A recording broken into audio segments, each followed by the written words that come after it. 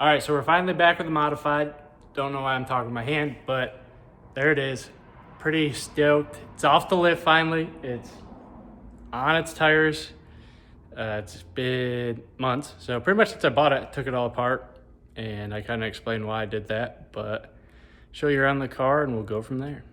All right, so I don't know if you guys have been following along, but when I picked up the car, it had that hood on it, and it flew up, smashed the roof, and that's why that has a little dimple and it's kind of wavy.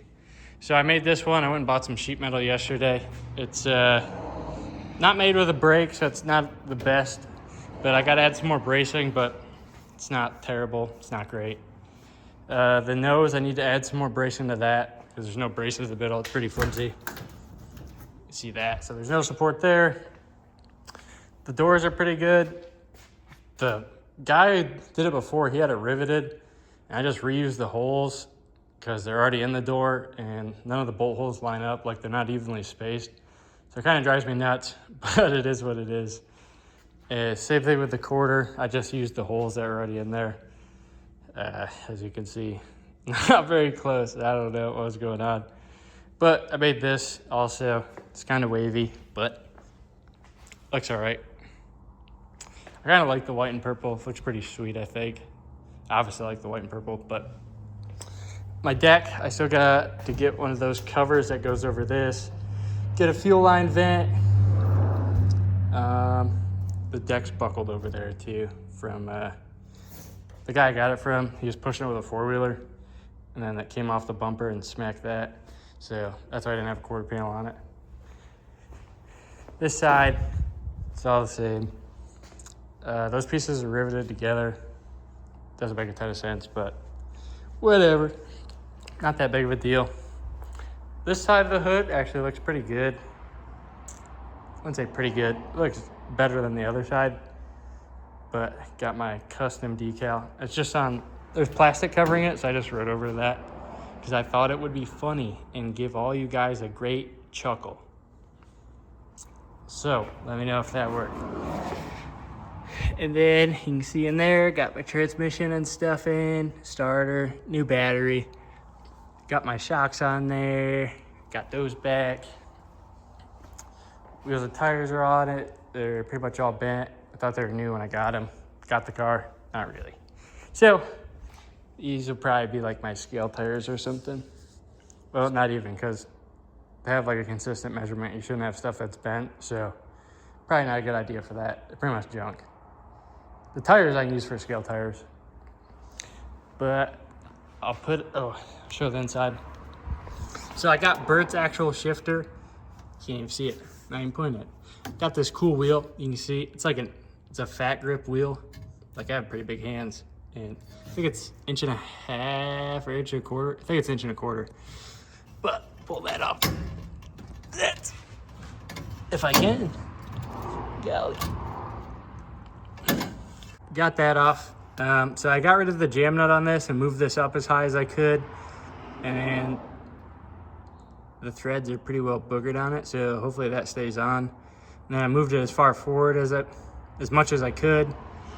And I can see most of the gauges now, like probably like the top or 3/4 down, I can see. So that's good, I guess. All the pedals, I moved those way back as far as they'll go. My legs are still pretty crunched up. The guy I got it from said this is an XL, and I forgot to ask Shaw the last time. Well, XL is the series of the chassis.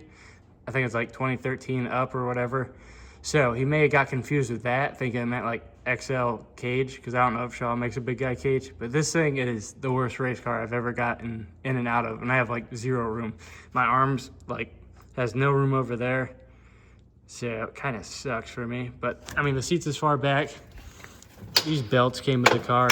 This is my seat on my Sport Mod. Also sold my Sport Mod finally, so that's pretty sweet. Made in Texas. I don't really care for them. They have this weird mechanism thing. It works okay on this side. The other side likes to stick. And then that's just a folded over 3-inch belt. And like they did it way too long, so I barely have them adjusted just to go over me, because I'm pretty skinny, I guess. So, but the whole reason I came in here was to show the shifter. I got a Burt shifter. Speedway had it on sale, so I just got it. And I figured I'd get this shifter actually for the transmission because I'm like, oh, it'll hold it in place. But the slots or the gates in the shifter, they're not really that exact compared to the transmission. So a little disappointed with that. Like there's, so you can see there, like it's not touching the end of the gate, and then it's not touching it back there. So there's neutral, then reverse. So yeah, I don't know. That kind of bugs me a little bit, but not that big of a deal. But I had to grind that out because I thought it was gonna go all the way, and it didn't. And then I ground the head of that bolt off for no reason. And I lowered my foot pedal. I got a window net. This window net, I just had Shaw send me a purple one. I don't really like these fishnet ones. They look kind of fruity, if you ask me. But I already got it. And then this kit, man, my arms were tired after putting this through. It is so tight in there. It's crazy. But got a window net. Put it up for you guys. See how cool this fishnet looks. Oh, wow. Like a gay biker. Pretty sweet. But yeah, I'll put it up on the lift to show everything underneath. That's all the stuff that I think is cool is underneath. And we'll go from there.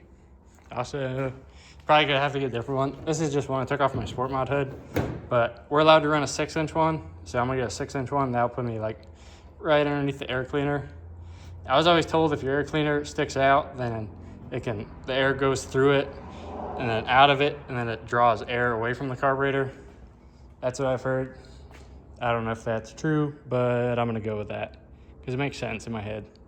All right, so starting from the front, this is a sweet 8-to-1 box. I forget what valving it has in it. It's the one that's gonna be easiest to turn. That's about all I know. And these are Outpace tie rods. They're the greasable ones, and they had the boots on them, but I took the boots off. I feel like you should just take the car apart and actually make sure there's no binds instead of just packing grease full of stuff. This is a Moog center link. I had a different center link on it, and it was too long for this. So these measurements should be the same as this, and the other one wasn't right. It's too long, so if it's too long, you can't bring the frame rail in. If it's too short, it's okay, because you can space this out, but that other one was, and it was like skinnier and chintzier looking. I don't know what was up with that. But got Hal ball joints, where's lower control, arm bushings, where's chain mount. I got Hyperco springs on it, where's spring cups. I had to get new ones of those because the other ones were different heights, and that affects the geometry of the spring and where they put that bolt. So that's important that you get the one that the manufacturer, your chassis manufacturer wants. Hal's up top, that's a Shaw upper. Speedway 3-piece, Willwood rotors. It's got DRP bearings and the spacer, so it's got the polished bearings. I think those are kind of a rip-off, to be honest. Okay, so I wanted to touch on the DRP subject, just so I don't sound whiny about it.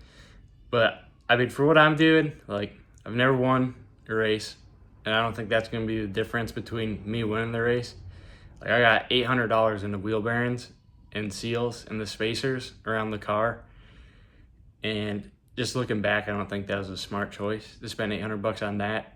Like, that's not going to be the difference between what I do, like where I end up in the feature or heat race or whatever.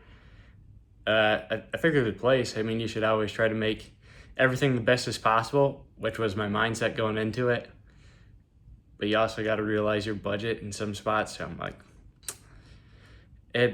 as far as setting them up, like the rears for the 2 7/8 hub, the set screw comes off, like it's 3/4 off the part that it threads into. So whenever you tighten it up, it pushes it back and changes your measurement, and it kind of makes it oblonged, like one side will be shorter than the other. So that's what I'm kind of talking about, it being a pain. I think there's a purpose for it and a place for it, but as far as me, I probably shouldn't have spent the money. But I don't want to badmouth the company.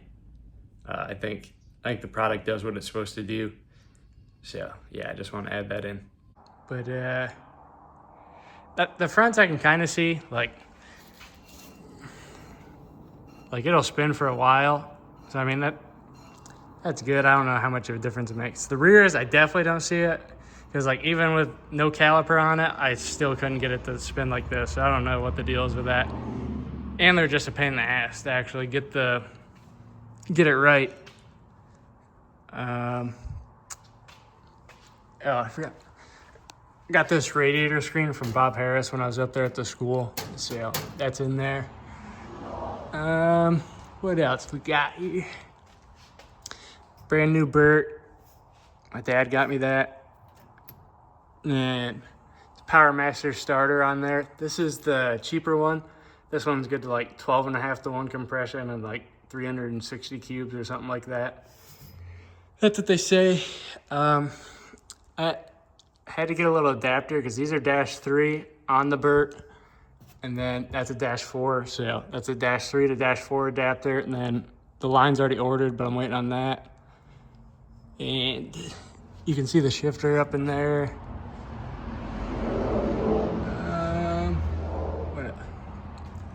Got a total power battery. It's the TP1200. It's the smaller one because I already have an alternator for my small block, so I'm just gonna run that. And then I still have the alternator boss on the HEMI. So yeah, I'm probably gonna figure out how to do that. So that's where the alternator goes on the Gen 3s. It sits in there.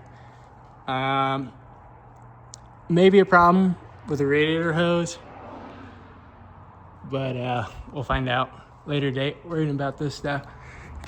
And then this actually came with the car, this drive shaft. It should work. It looks like it's gonna work. We got a little bit hanging out, but I had to get these U-joint straps. Hold on, B1 was flying over, but these are kind of expensive. I was just gonna get the U-bolt ones, like the little Speedway brand ones, but I'm like, yeah, I better not, because if that breaks, that's gonna be expensive. Destroy a brand new transmission, so I could save 40 bucks. So I got those, they're pretty nice. It's a Where's J-bar mount on the pinion. This is a CPT J-bar. It's not tightened down yet because I gotta measure this. It's gotta be a 1/2 inch above center.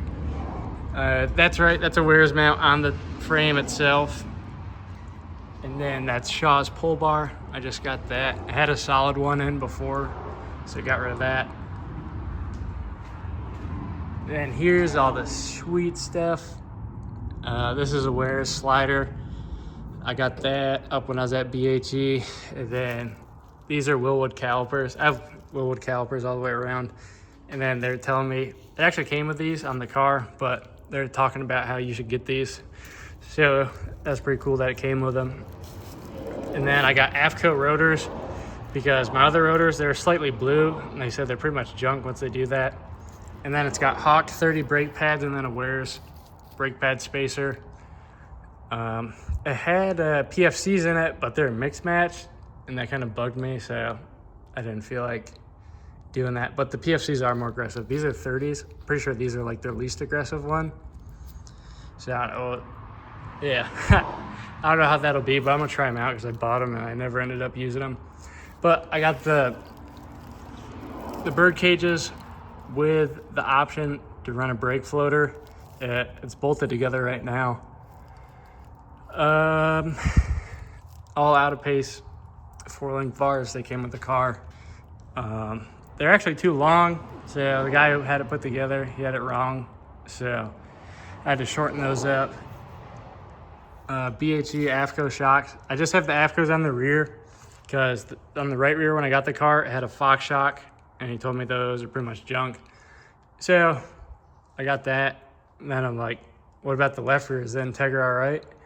And they're like, I mean, the AFCO is definitely better. So I got the Integra rebuilt. So I got one spare left rear shock, and then both the fronts are Integras.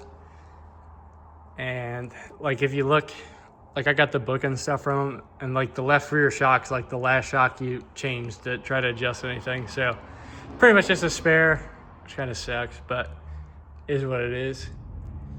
Then the Where's machine. bird cage over here, and then their caliper mount.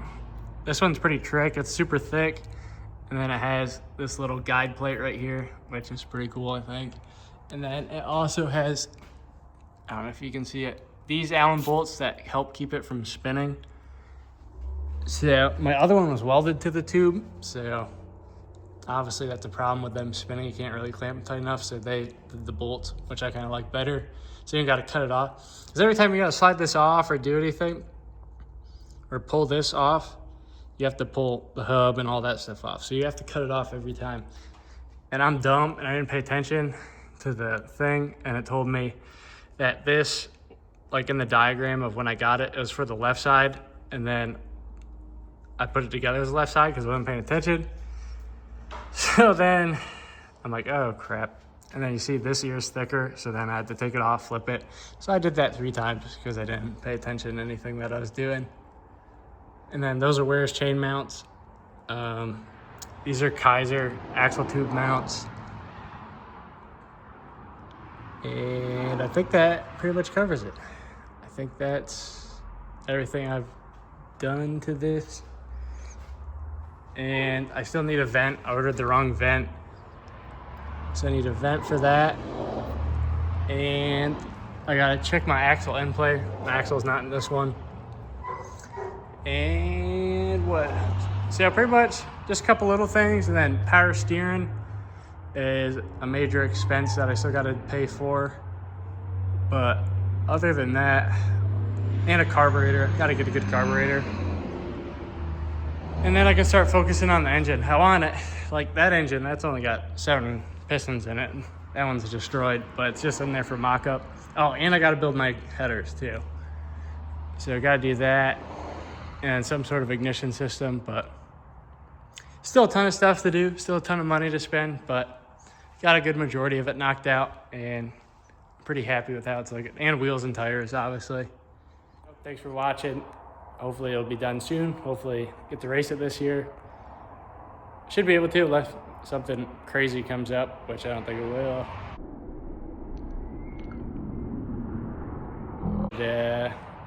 Yeah, should be able to race it. If you want to help support me, the best thing you do is like and subscribe to videos, comment on them. Helps me out. And if you want to do another step further, send me some money to buy some stuff. That'd be pretty cool too. But yeah, thanks for watching.